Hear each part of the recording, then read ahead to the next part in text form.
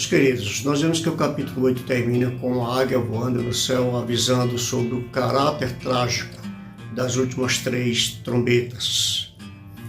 É como se ela estivesse dizendo: se vocês pensam que as coisas que já aconteceram são terríveis, vocês ainda não viram nada. A 5ª e a 6ª pragas destruirão os homens, enquanto a 7ª destruirá as obras dos homens. Essas 3 últimas calamidades serão muito piores que as primeiras, porque elas atingirão não apenas os elementos da natureza, como as primeiras, mas diretamente os homens.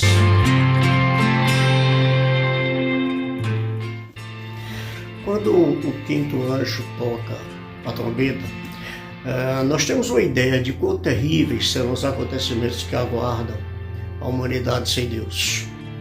Ao toque dessa trombeta, João vê uma estrela caindo do céu.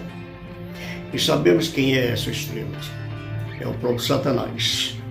Em Isaías 14:12 nós lemos: como caíste do céu, ó estrela da manhã, filho da alva, como foste lançado por terra, tu que debilitas as nações. O próprio Jesus Cristo, querido, ele diz: eu vi a Satanás como um raio que caía do céu. Ele tem, amados, na realidade, um caráter pervertido e destruidor. Há um espírito gerador de crise na política, na economia, nas instituições. Há um espírito gerador de conflitos dentro do homem, entre os homens e entre as nações. O diabo não tem autoridade para agir, senão aquela permitida por Deus, como aconteceu no caso de Jó. Foi dada autoridade para abrir o poço do abismo. E aí, queridos, ele liberou como gafanhotos, com poder destrutivo, como escorpiões. Aí a 6ª trombeta é tocada e, quando isso acontece, é dado ordem a um anjo que libere os 4 anjos que estão atados, ou seja, que estão presos junto ao rio Eufrates. E o texto diz que esses anjos foram preparados para a hora, o dia, o mês, o ano, para exercerem seu juízo sobre os homens. Através da sua boca saíam fogo, fumaça e enxofre. E por meio desses elementos flagelos, foi morta a 1/3 parte dos homens. Eles não têm autoridade para causar dano à erva da terra.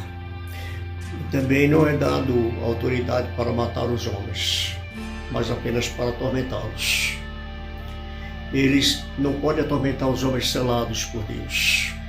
Mas seu tormento, queridos, é terrível, porque é comparado à ferroada de um escorpião.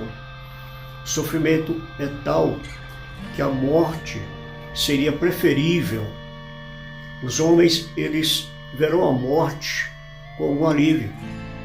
Veja o que aqui diz o versículo 6. Naqueles dias, os homens buscarão a morte e não a acharão. Também terão ardente desejo de morrer, mas a morte fugirá deles. Esses anjos são agentes da justiça divina e são anjos maus, são anjos caídos que executam o juízo de Deus sobre o mundo. Eles se agradam de precipitar os homens à guerra. A soberania de Deus controla, queridos, os agentes, o espaço e o tempo. Esses anjos do juízo não são livres para agir da forma que querem e quando querem. Eles estão embaixo da autoridade de Deus. Eles só podem agir no tempo estabelecido por Deus, que aqui no texto fala que são um período de 5 meses. Os juízos vão se intensificando à medida que a história caminha para o seu fim.